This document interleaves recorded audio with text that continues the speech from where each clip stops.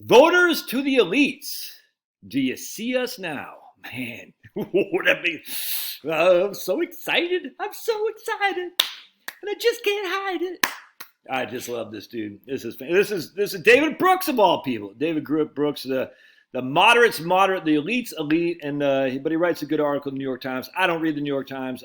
I used to. I'll probably subscribe again because it has. I do like going back in time. Their old stuff that they have from 1890s. I find that stuff incredibly fascinating. I think it's not even that expensive. I pay like $50 a month to the Wall Street Journal. I hardly ever read the Wall Street Journal. Anyway, long story short, I don't read the New York Times, but New York Times, to their credit, they do have great election coverage. That's all there is to it. I mean, don't listen to opinion pieces. It's dumb, but in terms of the actual data, and they put maps on there, just as fantastic. But I did come across this, which is great. So here's David Brooks. Voters to the elites, do you see me now? This was very interesting. Check this out. People who climbed the academic ladder were feted with accolades, while those who didn't were rendered invisible. The situation was particularly hard on boys. By high school, 2/3 of the students in the top 10% of the class are girls, while about 2/3 of the students in the bottom decile are boys. Schools are not made for male success.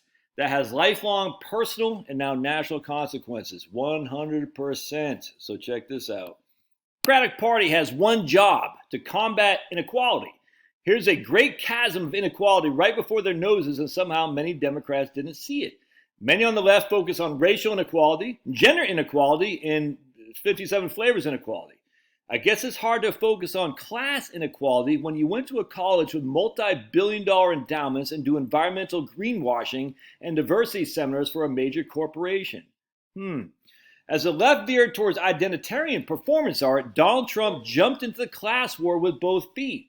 His Queens-born resentment of the Manhattan elites dovetailed magically with the class animosity being felt by rural people across the country.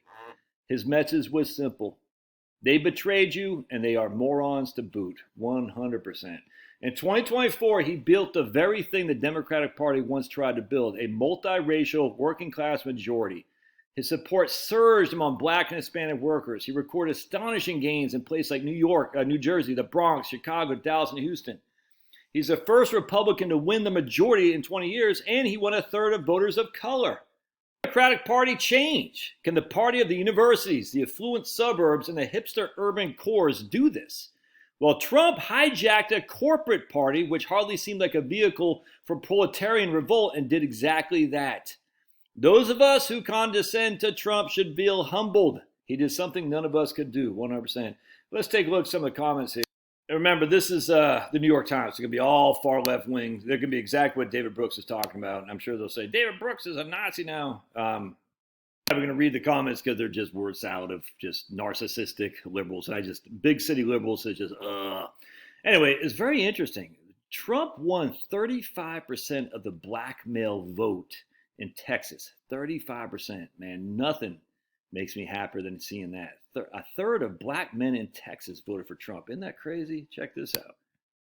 Man Zuby posted on Twitter, and I posted on my Facebook page. Here's this chick dude, I don't even know what that is. I'm assuming it's a chick. But anyway, Zoe Williams. Yeah, anyway. Getting fit is great, but it could turn you into a right-wing jerk. The more self-actualized you become, the higher you are in self-righteousness, blaming other people's problems on their failure to be healthy as you. She had written this, and this is the kind of stuff we're talking about. Another good reason to go to the gym today. Zuby actually posted where she had written another article basically blaming it on white supremacy. If you go to the gym, you're a white supremacist. A couple years in 2018. It's the same story. These New York hipsters, they just suck, dude. They're horrible people.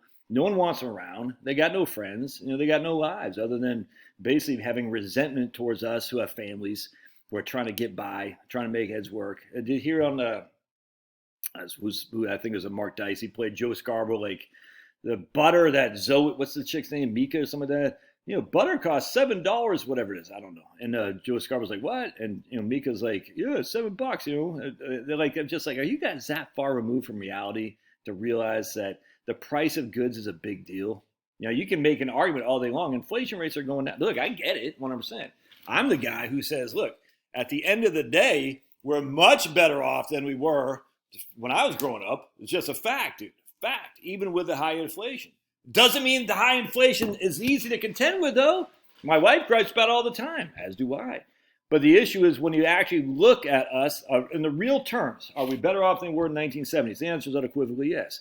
Are we better off than we were in the 1940s? Unequivocally yes. The 1900s? Unequivocally yes, even with the high inflation we've had to deal with over the past couple of years. But it's still not better off than where we were 4 years ago. It's just not. Or you can say you got more equity in your house. Equity doesn't put food on the table. You can say your 401k is higher. I can't access my 401k until I retire and I got to start spending money. And then, by the way, I got to spend more on my 401k to cover the cost of the increase in inflation. I had a lady I was talking to just the other day. She said her property tax, homeowners insurance, and auto insurance, I think is what she said, had all doubled in the last 4 years. Where she lives? She lives in Georgia. I can't remember where she lives. But property tax, homeowners insurance, and auto insurance doubled in the last 4 years. That's not good. That's expensive stuff. And you can make an argument why that had to happen. The increase in the equity of your home, the high price of cars, all these illegal immigrants causing freaking damages and whatnot. I get that. You know, the cost to fix the cars, like we had when my wife got hit by a deer. We got to get a new radiator. We got to get a new air conditioning condenser. It's like $6,000, dude. You know, we have insurance. Our deductible's $1,000, but a stupid deer hit us, and its car's not even totaled. I mean, all this stuff costs money without question. There's no escaping it. And, you know, frankly, will Trump be able to get the prices down? If he focuses on cheap energy, yes, 100%. But we also need more skills people. And these are the people that the Democratic Party, they despises. What do you think of Democrat? I mean, think about it. When's the last time you actually tipped your garbage man? You ever thought about that? No, I'm not trying to sound morally righteous, but I am going to say, why don't you go tip your garbage man for Christmas? We do that every year. We tip our postal guy, our garbage man. Sometimes we'll catch the Amazon guy. You know, I can give away money like it's going out of style come Christmas time. You know what I'm saying? It makes me feel good. I like it. It makes me feel good. And as such, I want to continue to give more. It's like a positive addiction. You give and you're like, oh man, that felt good. You should do the same. You think Democrats do? No. I mean, are there some Democrats? Sure. They look at the garbage guy as white trash.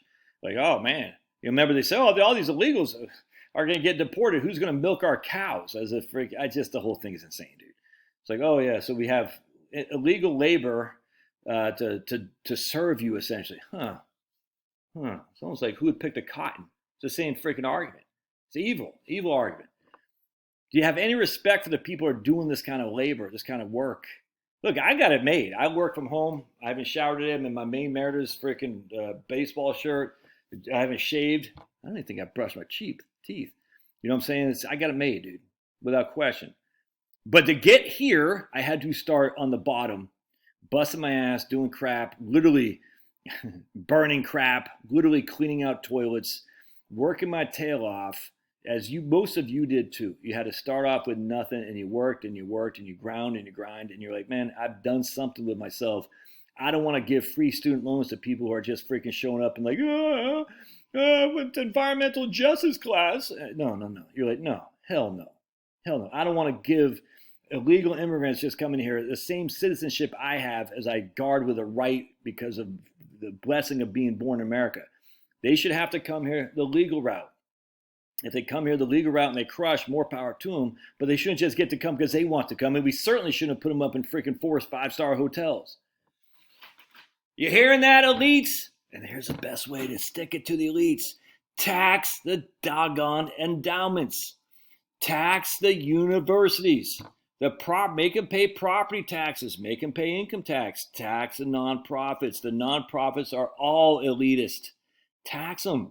Make it hurt. Oh, that's not moral. It is moral when they're pushing evil stuff, which they are. It is absolutely moral to freaking tax them.